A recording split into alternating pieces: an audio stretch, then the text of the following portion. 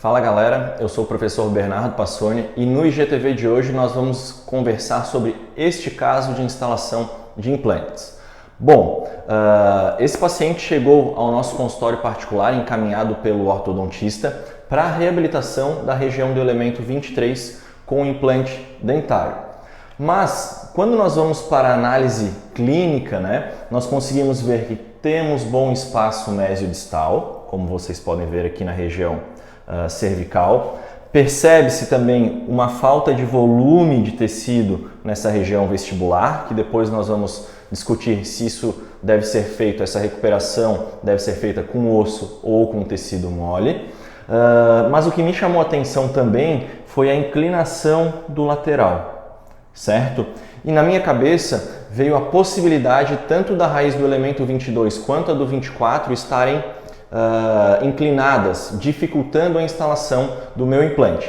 Solicitamos a tomografia e foi exatamente isso que nós pudemos perceber. Olhem só, na região cervical eu tinha 6,15 milímetros de distância entre o elemento 22 e o elemento 24. Porém, na região apical eu tinha apenas 3,56 milímetros. E aí nós tínhamos duas opções: ou encaminhar esse paciente mais uma vez para o ortodontista, ou então partir para uma cirurgia virtual guiada, extremamente bem planejada, com exames fiéis para que eu consiga operar um caso limítrofe desse com segurança. Quais são os passos que eu devo executar para que isso aconteça? Bom, como vocês puderam ver no slide anterior, o paciente estava sem aparelho. Certo?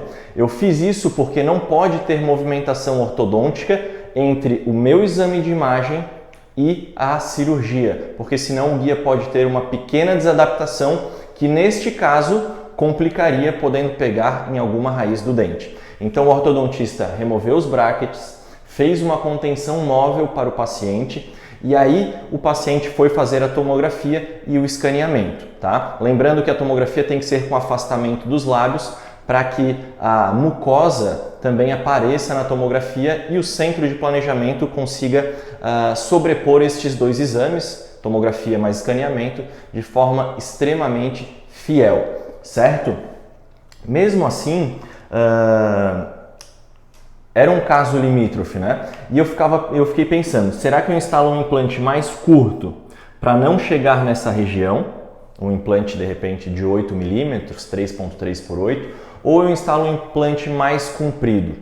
Qual foi a nossa ideia? A nossa ideia foi instalar um implante de 3,3 por 11 milímetros, sistema Arxis FGM, porque conhecendo bem o sistema, eu sei que quanto mais comprido é o implante, mais cônico é o ápice e, portanto, menor, menor diâmetro. O implante Arxis de 3,3 milímetros por 11 de comprimento, o ápice dele tem apenas 2,2 milímetros.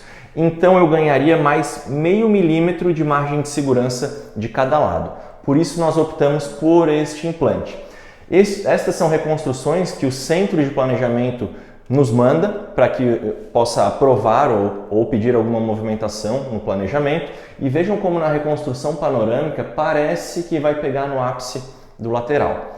No entanto, pessoal, eles também mandaram um vídeo e olha só, como não está pegando no lateral, está respeitando os 2 milímetros infraósseo que nós gostamos de trabalhar em implantes Cone Morse e também não pega nem na raiz vestibular e nem na raiz palatina do pré-molar. Mostrei o planejamento para o paciente e ele falou, vamos lá, vamos operar dessa forma.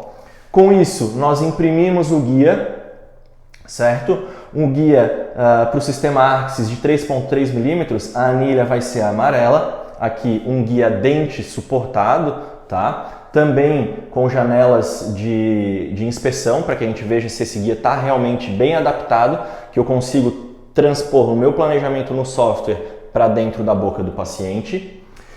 E aí nós vamos fazer a fresagem. Aqui eu optei por fresar com a broca de 2,9, por ser uma região de canino eu não buscava carga imediata. Então eu fresei com a broca de 2,9 para instalar um implante de 3,3 para que ele não descesse com muita pressão, em virtude que nós estávamos próximo do ligamento periodontal dos dentes adjacentes. Um detalhe importante desse caso, né, aqui a fresagem sendo feita, então a gente consegue ver a broca, a guia de brocas e a anilha, os três em perfeita adaptação, mas um detalhe importante que eu quero mostrar para vocês nessa foto é o retalho. A cirurgia virtual guiada, ela não é sinônimo de cirurgia flapless, sem retalho, ela é sinônimo de precisão, segurança. Neste caso, como eu falei para vocês no início que nós tínhamos aquele defeito de volume vestibular, eu planejei uma incisão e a fresagem com retalho aberto para que depois eu conseguisse manipular esse retalho. Então vocês já vão ver.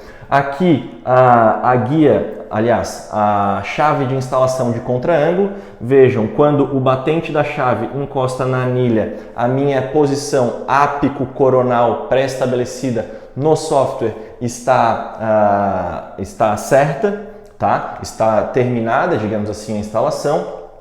E aqui uma foto sem o guia, para que vocês possam ver o implante instalado bem no centro do osso, né? E o tapa de silicone. Ainda, outro ponto importante aqui é a questão do retalho. Então vejam que eu fiz uma incisão sobre a crista do rebordo, rebatimento em espessura total até a margem vestibular, a tábua óssea vestibular, e depois disso eu dividi o retalho, de forma que ficasse periósteo e conjuntivo encostado no osso e conjuntivo e epitélio no retalho. E dessa forma eu teria nutrição de ambos os lados para o meu enxerto conjuntivo. Ainda assim, olha só que legal essa próxima imagem de sobreposição do meu posicionamento do implante em relação ao guia com a anilha. Exatamente a mesma posição. É isso aqui que eu busco nesse tipo de técnica, nesse tipo de cirurgia, tá? A precisão, a segurança. Ainda, como eu falei para vocês, nós trabalhamos na manipulação do tecido com enxerto de conjuntivo pela técnica clássica de incisão única, tá? Um conjuntivo subepitelial, para devolver o volume que o paciente tinha perdido na região vestibular, tá? Então, o conjuntivo foi suturado, 2 pontinhos na vestibular, depois ponto simples para aproximar o retalho, certo? Vejam como agora a gente tem o volume ideal, né? Acompanhando pré-molar até incisivo lateral. E essa aqui é uma sutura em compressão, ela começa na vestibular, passa uma vez aqui no palato e volta para vestibular. Dessa forma a gente está comprimindo os grandes vasos do palato. Mas esse é tema para um próximo IGTV, certo? Para finalizar então, o que a gente pode ver? Exatamente o planejamento em vermelho, tá? Vejam o implante Arxis instalado e aqui o resultado real, né? A tomografia pós-operatória. A mesma coisa no corte axial, na reconstrução axial. O implantezinho planejado no software e o implante real realizado. Então vejam como uma técnica, como a evolução da odontologia digital nos facilita e nos ajuda a ter mais segurança, precisão e rapidez em casos limítrofes como esse, que talvez a mão livre eu teria encaminhado novamente ao ortodontista, dando mais tempo de tratamento para esse paciente. Espero que vocês tenham gostado dessa dica e até a semana que vem.